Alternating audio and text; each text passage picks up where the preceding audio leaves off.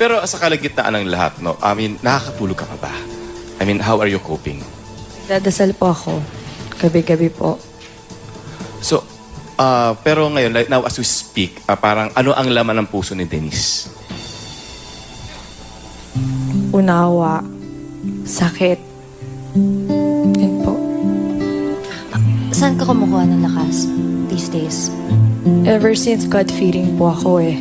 Trabaho ko pong magpabago, mag-inspire, magsalita sa maraming tao.